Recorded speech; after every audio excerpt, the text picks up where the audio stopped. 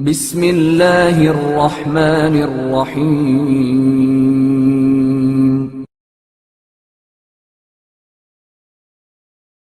حضرت فاطمہ زہرا سلام اللہ علیہا کی ولادت بسعادت۔ حضرت فاطمہ زہرا سلام اللہ علیہا جناب رسول خدا صلی اللہ علیہ وآلہ وسلم کے اعلان رسالت کے 5ویں سال 20 جمادی الثانیہ بروز جمعہ صبح صادق کے وقت دنیا میں تشریف لائیں۔ اس سلسلے میں جناب خدیجہ سلام اللہ علیہا فرماتی ہیں، میں تو تنہائی سے مانوس ہو چکی تھی۔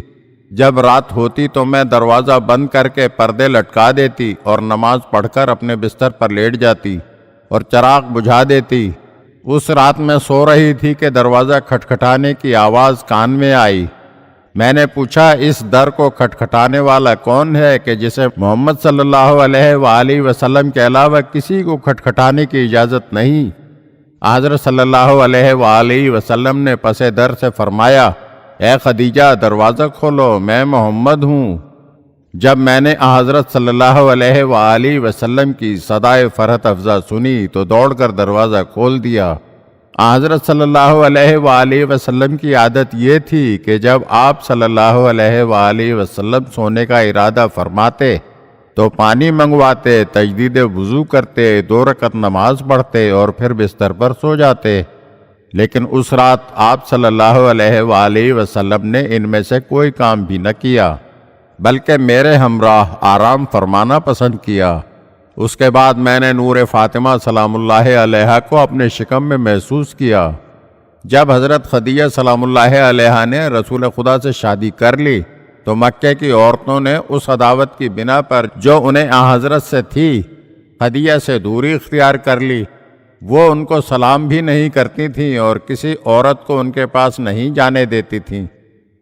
جناب خدیجہ جب حضرت فاطمہ سلام اللہ علیہا سے حاملہ ہوئیں تو فاطمہ سلام اللہ علیہا شکم مادر میں ان سے باتیں کرتی اور ان کی مونس ہوتی اور انہیں صبر کی تلقین کرتی۔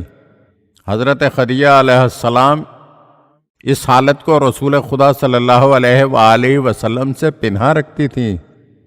پس ایک دن حضرت رسول خدا صلی اللہ علیہ وآلہ وسلم گھر میں آئے تو سنا کہ خدیجہ کسی سے باتیں کر رہی ہیں، لیکن آپ صلی اللہ علیہ وآلہ وسلم نے ان کے پاس کسی کو نہ دیکھا تو فرمایا، اے خدیجہ تم کس سے باتیں کر رہی تھی؟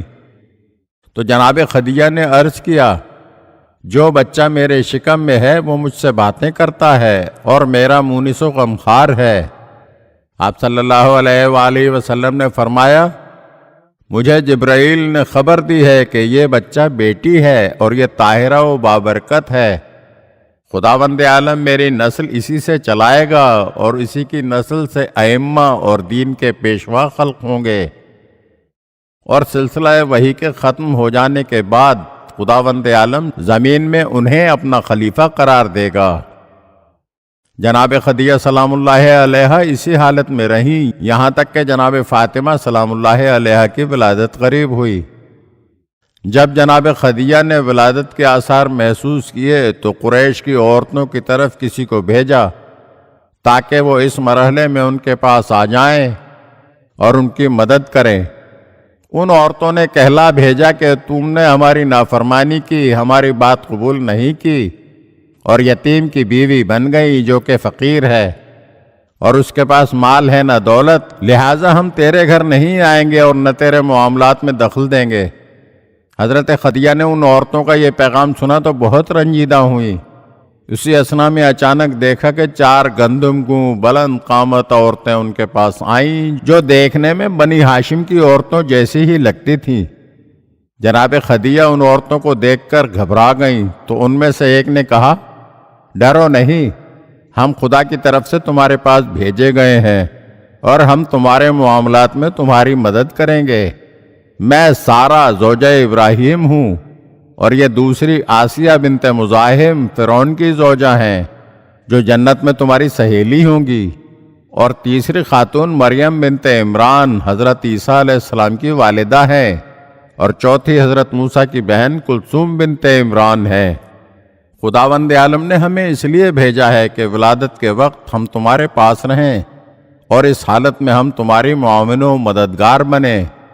ان میں سے ایک جناب خدیجہ کی دائیں طرف، دوسری بائیں طرف، تیسری سامنے اور چوتھی پس پشت بیٹھ گئیں۔ پس ان خواتین کے حلقے میں جناب فاطمہ سلام اللہ علیہا نے پاک و پاکیزہ حالت میں ولادت پائی۔ اگر آپ ہمارے چینل کی نئی ویڈیوز دیکھنا چاہتے ہیں تو ہمارے چینل کو سبسکرائب کریں اور گھنٹی کے بٹن کو دبائیے تاکہ ہر آنے والی ویڈیو آپ کو جلد موصول ہو سکے۔ اور ہاں، لائک اور شیئر ضرور کیجیے اور اپنے قیمتی کمنٹ سے ہمیں آگاہ کیجیے۔ شکریہ۔